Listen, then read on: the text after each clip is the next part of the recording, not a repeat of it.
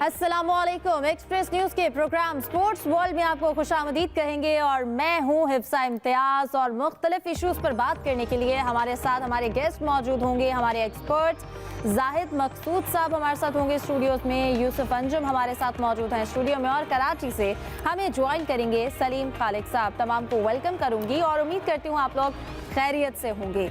तो बहुत से करंट इश्यूज चल रहे हैं और आजकल खेल की दुनिया में बहुत सी हैपनिंग हो रही है। तो सबसे पहले हम बात करते हैं वेस्ट इंडीज़ और पाकिस्तान का पहला टेस्ट जो कि पाकिस्तान ने जीत लिया है। अवाम खुश हैं। जाहिद साहब, आपसे आगाज़ करूंगी, क्या कमेंट करेंगे तीनों लिहाज से, फील्डिंग, बैटिंग, बॉलिंग, कैसा रहा? देखिए हिफ्सा, सबसे पहले तो ये बताऊंगा कि जब से मैं क्रिकेट को कवर कर रहा हूँ या एज आ स्पोर्ट्स जर्नलिस्ट काम कर रहा हूँ, इतने बड़े मार्जिन से पाकिस्तान ने कभी फतह कम अज़ कम मेरे नॉलेज में नहीं कि टेस्ट मैच में हासिल की हो। सिर्फ 2 दिन में मैच ख़त्म हो गया। तीसरे दिन में इसलिए गया क्योंकि पहले दिन आपको याद होगा बारिश हो गई थी, मौसम ख़राब था, बारिश नहीं हुई, फोग की वजह से मैच लेट शुरू हुआ। लंच के बाद टॉस हुआ और आधा दिन तो पहले ही ज़ाया हो गया और तीसरे दिन 2 बजे मैच ख़त्म हो गया था। सारी विकटें सारी जो है स्पिनर्स ने ली। नोमान, साजिद और इब्रार उस मैच में छाए रहे। यूँ कहिए कि 1 साइडेड मैच था और तवक्को भी ये की जा रही थी क्योंकि वेस्ट इंडीज़ की टीम बहुत कम तजर्बा है उनका। क्रैक ब्रैथवेट जो उनके कैप्टन है उनका तजर्बा है, बाकी उनके नए खिलाड़ी हैं। फिर पिच ऐसी थी जहाँ पे साजिद और नुमान का जादू पहले चल चुका है उस टीम के ख़िलाफ़ जिन्होंने पहला टेस्ट मैच मुल्तान में जीता था। इसलिए कहना चाहिए कि 1 साइडेड बिल्कुल मैच हुआ। अब दूसरा मैच भी यहीं पे है। वर्ल्ड टेस्ट चैम्पियनशिप के ये मैचेस हैं, इसका ज़्यादा फ़र्क नहीं पड़ेगा। रैंकिंग में पाकिस्तान बहुत पीछे है, वेस्ट इंडीज़ बहुत पीछे है, लेकिन कम से कम टीम का मोराल अप होगा। हालांकि फॉर्मेट डिफरेंट है, लेकिन क्योंकि चैम्पियन ट्रॉफी भी आने वाली है और फिर 9 या 10 माह के बाद जब टेस्ट मैच भी होगा उस वक्त तक कई चेंजेस भी आ जाती हैं। लेकिन साउथ अफ्रीका से हारने के बाद एक मैच तो बहुत ही क्लोज गया था। यहाँ पर आने के बाद पाकिस्तानी स्पिनर्स पे पाकिस्तान ने इंहिसार किया और पाकिस्तान ने एक वाज़े मार्जिन से वेस्ट इंडीज़ की टीम के खिलाफ फतह हासिल की। सही। यूसुफ साहब, हमने देखा मैच जो है वो काफ़ी इंटरेस्टिंग रहा और इसके साथ साथ जो स्टंप माइक से हमने जो कमेंट्स सुने, काफ़ी लाइटर नोट पे ये मैच जो है वो चला, क्या कहेंगे? हिफ्जा, दिल के बहलाने और फुल झड़ियाँ चलाने के लिए तो ये बहुत अच्छा है कि पाकिस्तान मैच जीत गया। पहला टेस्ट हमने वेस्ट इंडीज़ को हरा दिया। एक बार फिर स्पिन ट्रैक बनाकर हमने उनको हरीफ टीम को जाल में बिछाया और ये मैच अपने नाम किया। लेकिन इसका फ़ायदा क्या? जीत तो हमें मिल गई, लेकिन इससे जो रिज़ल्ट होगा उसका तारीख में लिखा जाएगा पाकिस्तान जीत गया। लेकिन आने वाले दिनों के लिए हमने क्या हासिल किया? कुछ भी हासिल नहीं किया, सिवाय अपनी बैटिंग को एक्सपोज किया। अगर उनकी स्पिन बॉलिंग भी अच्छी होती टीम तौर पर फिर हमें भी नीचे हमारी पोजीशन ख़राब हो सकती थी। पूरे मैच में हमारे एक ही बॉलर थे, फास्ट बॉलर खुर्रम शहजाद, उनसे सिर्फ 1 ओवर करवाया गया। ठीक है, आपने स्पिन ट्रैक बना लिए अपनी कामयाबी हासिल करने के लिए, लेकिन आप देखें कि हमारी टेस्ट क्रिकेट कहाँ जा रही है। डोमेस्टिक क्रिकेट को हम कितनी इज़्ज़त दे रहे हैं, सिवाय वही हमारे पास नुमान अली हैं, साजिद खान हैं, और तो हमारे पास कोई अच्छा स्पिनर भी नज़र नहीं आ रहा। उसके साथ साथ फास्ट बॉलर्स के लिए हमने कब्रिस्तान ये विकेट क्यों बना दिया है? हमारे फास्ट बॉलर हमेशा दुनिया में राज करते रहे, हमारी बॉलिंग हमारी स्ट्रेंथ हुआ करती थी, लेकिन हमारी यहाँ पर बैटिंग भी एक्सपोज हुई है। बाबर आजम जिनसे हमें बहुत ज़्यादा तवक्कुआत थी वो रन नहीं कर पाए। कामरान गुलाम जो हमारी उम्मीदों का मरकज़ है वो भी फ्लॉप हुए। इसका मतलब ये कि हमारे खिलाड़ियों को भी स्पिन ट्रैक पे खेलना नहीं आता। हम डोमेस्टिक मैचेस में अपनी जो विकेटें वो बनाते हैं, कभी तेज़ बना ली, कभी बैटिंग के लिए साजगार बना ली, वहाँ पर इस तरह के ट्रैक नहीं बनाए जाते। तो इससे हमने वही कि हमने हासिल क्या किया? सिर्फ ये कि हमने जीत हासिल कर ली है। आने वाले दिनों के लिए हमने क्या ख्याल किया? ठीक है, आतिफ जवेद का फार्मूला इस वक्त काम कर रहा है, स्पिन ट्रैक में और कामयाबी हासिल करो। ये वर्ल्ड टेस्ट चैम्पियनशिप के आखिरी 2 मैचेस है, इसके बाद हमने अगले वर्ल्ड टेस्ट चैम्पियनशिप की तैयारी करनी है। होना तो यही चाहिए था कि यहाँ पर स्पिन ट्रैक की बनाए साजगार विकेट तैयार किया जाता है, यहाँ पर बैटिंग के लिए भी अच्छे उनको खेलने। लेकिन यूसुफ साहब, होम ग्राउंड का यही फ़ायदा होता है, आप अगली टीम के लिहाज से और अपने लिहाज से आप विकेट को बनाते हैं। अगर स्पिन ट्रैक था भी तो पाकिस्तान ने जीता बॉलिंग में। अब जाहिद साहब, मुझे लगता है वेस्ट इंडीज़ के कप्तान को भी बहुत एतराज़ था, यूसुफ साहब को भी थोड़ा सा है कि पिच अच्छी होनी चाहिए थी, तो जो स्पिन ट्रैक को काफ़ी इशू बनाया हुआ है, आप इस पर क्या कहेंगे? देखिए, मुझे कोई एतराज़ नहीं है। वर्ल्ड टेस्ट मुझे भी कोई एतराज़ नहीं है। वर्ल्ड टेस्ट चैम्पियनशिप का नेक्स्ट सर्कल शुरू होगा। अगर 8 मैच भी टेस्ट पाकिस्तान को मिलते हैं होम सीरीज़ में, जैसे रिजवान ने पहले दिन प्रेस कॉन्फ्रेंस में कहा था कि हमने तो होम एडवांटेज कभी लिया ही नहीं, क्योंकि पाकिस्तान के मैच न्यूट्रल वेन्यू पे होते रहे, वहाँ पिचेज़ ऐसी बनती नहीं थी। हर मुल्क ऐसे लगता है, जब हम ऑस्ट्रेलिया जाते हैं तो वो स्पिन विकेट नहीं बनाता, उनके फास्ट बॉलर्स हैं। अब फास्ट बॉलर्स हमारी उतनी ताकत नहीं है।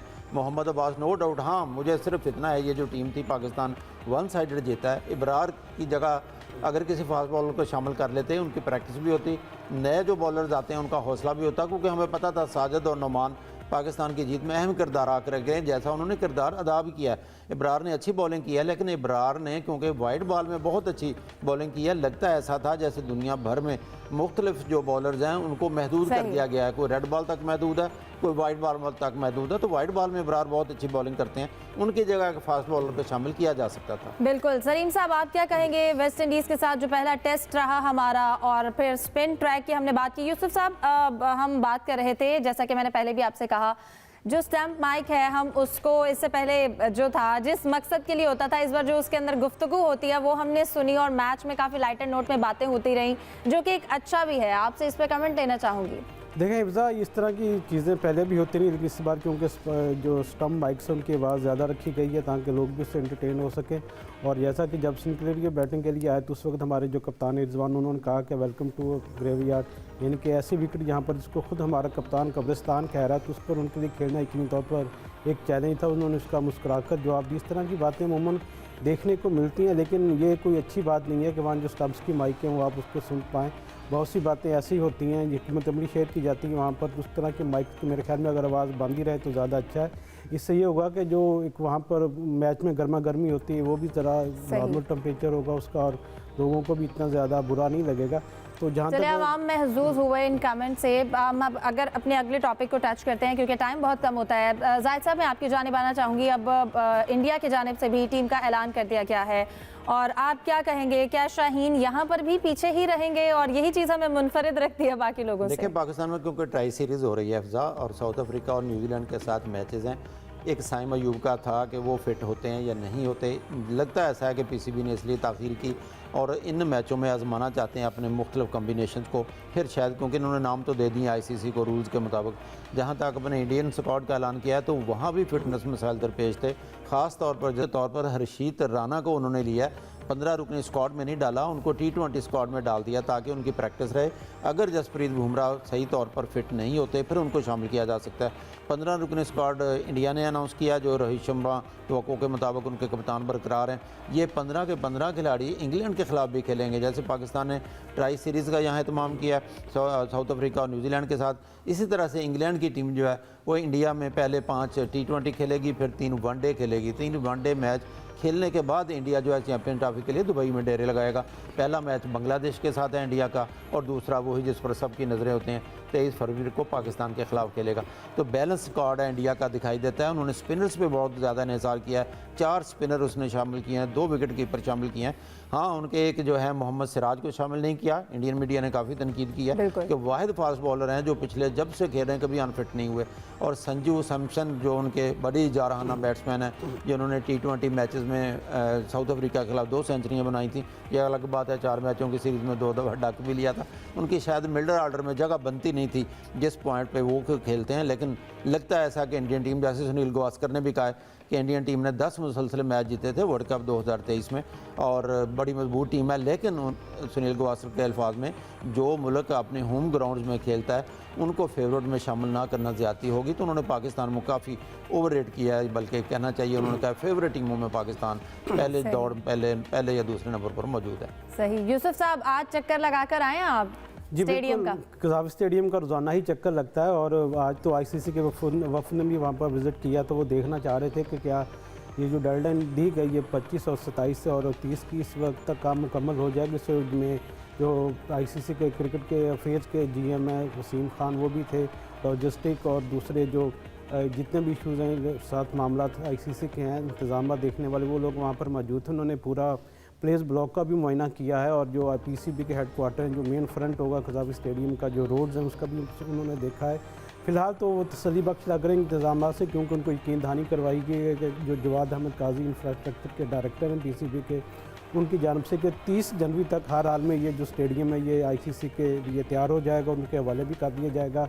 यहाँ पर सबसे पहले मैचेस होंगे न्यूजीलैंड और साउथ अफ्रीका के, पाकिस्तान के, ये 3 मुल्क की सीरीज़ के। इससे पहले इसकी एक लॉन्चिंग भी करवाने का प्लान किया गया और उस लॉन्चिंग के लिए हमें जो ज़राए ने कन्फर्म किया है कि वज़ीर-ए-आज़म शहबाज शरीफ को भी इन्वाइट किया जा रहा है। उनको 2 जगह पर इन्वाइट किया जाएगा, एक जो कज़ाफ स्टेडियम की लॉन्चिंग सेरेमनी होगी वहाँ पर और एक जो आईसीसी चैंपियन ट्रॉफी की ओपनिंग सेरेमनी होगी वहाँ पर। दोनों में से देखते हैं किस जगह पर वो अपना टाइम निकाल पाते हैं।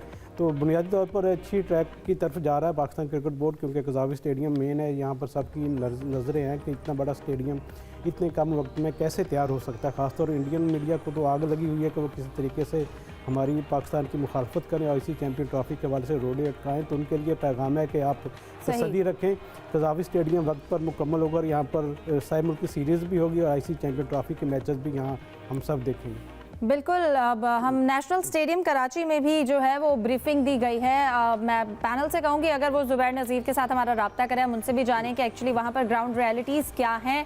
लेकिन उससे पहले सलीम खालिक की जानिब चलते हैं। सलीम साहब कहिएगा, कुछ खबर है आपकी, हमने सुना है कि PSL के जो खिलाड़ी हैं उन्हें पाकिस्तान क्रिकेट बोर्ड $1 लाख देगा। क्या वजह है इसकी? क्या बहुत पैसा है पाकिस्तान क्रिकेट बोर्ड के पास?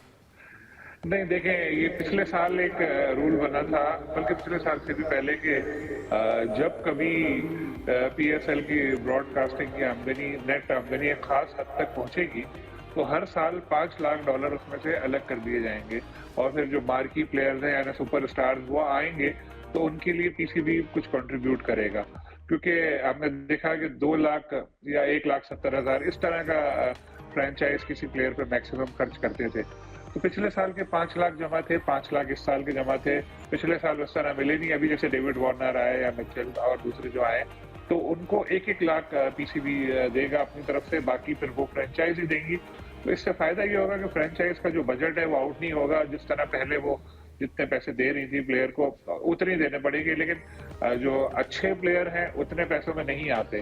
तो इसलिए PCB ने एक फंड खुसूसी बनाया। वो पैसा ही नहीं का है, PCB और फ्रेंचाइज का सेंट्रल पूल में जो ब्रॉडकास्ट की आमदनी से आ रहे हैं उसमें से, लेकिन जो है वो हिस्सा इस तरह जाएगा। तो ये इससे फायदा ये होगा कि जो महंगे प्लेयर्स हैं वो भी अब हमारे पास आ सकेंगे, जो पहले ये सोचते थे कि यार ये लोग तो बस $2 लाख या $1.5 लाख इससे आगे जाएंगे नहीं। जैसे डेविड वार्नर को भी 3 दिए हैं तो 3 में से 1 PCB दे देगा, तो 2 जो है उनकी फ्रेंचाइज को देने। ठीक है, इस तरह मतलब शेयरिंग फॉर्मूले के तहत चलेंगे। अच्छा सलीम साहब, अगर अभी जो पाकिस्तान ने मैच जीता है वेस्ट इंडीज के खिलाफ, स्पिन ट्रैक को बहुत मौजूद बहस बनाया गया है, आप इस हवाले से क्या कमेंट करेंगे? बहुत अच्छी पाकिस्तान की फतह और मुसलसल तीसरा टेस्ट इसी तरह एक हिकमत अमली, एक फार्मूला हाथ लग गया है कि स्पिन पिच बनाओ, पंखों से सुखाओ और उस पे स्पिनर जो है हमारे आउट कर देंगे। लेकिन ये चीज गले पड़ सकती थी। इस दफा आपने देखा हमारी बैटिंग लाइन नाकाम रही, बाबर भी स्कोर नहीं कर सके और भी प्लेयर हमारे फ्लॉप हुए। सिर्फ 150 ईशान की तरफ से हमें देखने को मिली और 251 रन का टारगेट था। अगर वेस्ट इंडीज की जगह कोई और टीम होती तो शायद वो कोशिश कर सकती थी, चेस कर सकती थी। तो अभी अच्छा लग रहा है, हम लोग जीत रहे हैं। लेकिन अगर हम इसको लॉन्ग रन में देखें तो ये चीज हिकमत अमली महंगी भी पड़ सकती है। देखें जो मजबूत टीम है, जैसे इंग्लैंड को हमने हरा दिया था अपने मुल्क में पहला टेस्ट हारने के बाद, इसी हिकमत अमली से 2 मैच बाकी हराए थे। वो ठीक है, इंग्लैंड की टीम बड़ी थी, लेकिन वेस्ट इंडीज जैसी टीम जब आए, ये तो बेचारे मासूम लोग हैं, इनके लिए तो आप जैसे भी पिच बनाए हार जाएंगे। अभी 3 दिन में आ रहे हैं, वो 5 दिन में हरा देते हैं इनको। तो ऐसी पिच बनाए कि फिर जब बाहर हमारे प्लेयर खेलने जाए तो उनसे भी खेला जाए। सारे मैचों में इसी तरह के पिचेस बनाएंगे, इसका मतलब है कि शाहीन, नसीम और इस तरह के पेसर्स बाहर रहेंगे और फिर जब बाहर खेलने जाएंगे साउथ अफ्रीका, ऑस्ट्रेलिया वगैरह, फिर हम उनसे उम्मीद करेंगे कि 5 विकेट ले लो, 6 विकेट ले लो, जो उनको यहाँ पर इतना टेस्ट का एक्सपीरियंस नहीं होगा। और इसी तरह स्पिनर्स जो है हमारे यहाँ आउट करेंगे, बाहर हम उनको ले जा नहीं सकेंगे क्योंकि बाहर हमें ऐसी पिचेस मिलेंगी नहीं। तो एक बैलेंस हिकमत अमली बनानी चाहिए जिसमें दोनों चीजें रखें कि पहले जैसे होता था रमीज राजा के दौर से पहले के बैट्समैन रन भी करते थे, फास्ट बॉलर भी विकेट ले रहे हैं, स्पिनर भी विकेट ले रहे हैं। शुरू में पेसर्स को मदद मिल रही है, चौथे 5वें दिन स्पिनर्स को। जो बड़ी टीम है, चले जहाँ जीतना बहुत जरूरी है तो चले आप कर दें। 2 टेस्ट भी अपने एक ही पिच पे खेले, जीते। बिल्कुल ठीक है, अगर थोड़ी वेरिएशन आनी चाहिए इस पे, जो हमारा पिच है, ट्रैक है, उसमें मैं जाहिद साहब आपकी जानिब आना चाहूंगी क्योंकि स्पोर्ट्स वर्ल्ड है तो दीगर खेलों को भी डिस्कस करते हैं। ऑस्ट्रेलियन ओपन की बात हो रही है, अल्कारेज और उनके साथ जोकोविच जो आमने सामने है, जबकि जोकोविच ने बात भी नहीं की। क्या मामला है ये? देखें, जोकोविच जो है आलमी रैंकिंग में नंबर 1 है, सर्बिया के स्टार और रिकॉर्ड 24 बार वो ग्रैंड स्लैम जीत चुके हैं। आज उनका मैच था, वो जीत कर अपना मैच क्वार्टर फाइनल में पहुंचे हैं। जब मैच ख़त्म हुआ तो उनके रूल्स के मुताबिक प्लेयर जो है वो कोर्ट में डिस्कस करता है, टॉक करता है। लेकिन जोकोविच जो है तमाशाई को हाथ हिलाते हुए बाहर चले गए। और जब बाद में प्रेस कॉन्फ्रेंस में उनसे पूछा गया कि उन्होंने बात क्यों नहीं की, तो उनका ये मौक़िफ़ था कि जो चैनल जो कवर करता है ऑफिशियली, उनके होस्ट ने जो है इनका भी मजाक उड़ाया और सर्बियन जो तमाशाई थे उन पर भी नस्ली इम्तियाज़ के फिक्रे कसे हैं। तो ये मामला जब तूल हो गया तो बाद में आज उनके होस्ट ने माफ़ी भी मांगी है, माजरत भी किया। इसी मौके पर ख़वातीन के मैच का जिक्र किया जाए तो यूक्रेन की एलिना जो है जो मैच जीती हैं, तो उन्होंने रशियन जो मद्दे मुकाबल थी उनकी वेरोनिका, उनसे मुसाफा नहीं किया, हाथ नहीं मिलाया। हालांकि रूटीन के मुताबिक प्लेयर हाथ मिलाते हैं। उनका कहना 2022 में जब यूक्रेन पे रशिया ने हमला किया था तो उस पर एहतजाजन वो कहते थे हम पहले भी हाथ नहीं मिलाते, अब भी हम हाथ नहीं मिलाते। कोको गफ का एक दिलचस्प वाक़या पेश आया। कोको गफ अमेरिका की स्टार हैं टेनिस की। उन्होंने जब मैच खेला, क्योंकि उनके 7,50,000 फॉलोअर्स हैं टिकटॉक पे, अभी क्योंकि इतलात आ रही थी कि शायद अमेरिका में टिकटॉक बंद की जा रही है, तो उन्होंने कैमरे पे लिखा कि RIP लिख कर टिकटॉक, तो वो बाहर चलती बनी। ठीक है। अच्छा यूसुफ साहब, एक शॉर्ट कमेंट, वन लाइनर, जो आजकल हम सानिया मिर्जा और अदील साजन के हवाले से एक कंट्रोवर्सी देख रहे हैं, जो बातें हो रही हैं, पहले शामी के साथ हुई हैं, आप इस पर क्या कहेंगे, क्या सच्चाई है इसमें? देखिए अभी तक तो सिर्फ इसमें सच्चाई कुछ नहीं है, सिर्फ बातें ही हो रही है, मीडिया की इख्तरा है। और जिस तरह पहले आपको याद होगा कि मोहम्मद शामी के साथ उनका फेस बनाए गए। इन दिनों दुबई के जो बिजनेसमैन हैं जो प्रॉपर्टी का काम करते हैं और आजकल वो सानिया मिर्ज़ा का एक वीज़ा तैयार करवा रहे हैं वहाँ पर, इसलिए उनकी कुर्बत चूँकि बढ़ रही है तो लोग ये समझते हैं कि शायद इनके दरमियान कुछ होने जा रहा है, कोई दूसरी शादी होने जा रही है, सानिया करने जा रही है। लेकिन बस ये ऐसा कुछ नहीं है, ये सिर्फ मीडिया की इख्तरा। ठीक है, ऐसा कुछ नहीं है। मीडिया को जो है वो बात करने का मौका चाहिए और बहुत से टॉपिक्स हैं, हम कोशिश करते हैं कि ज़्यादा से ज़्यादा कवर कर सकें।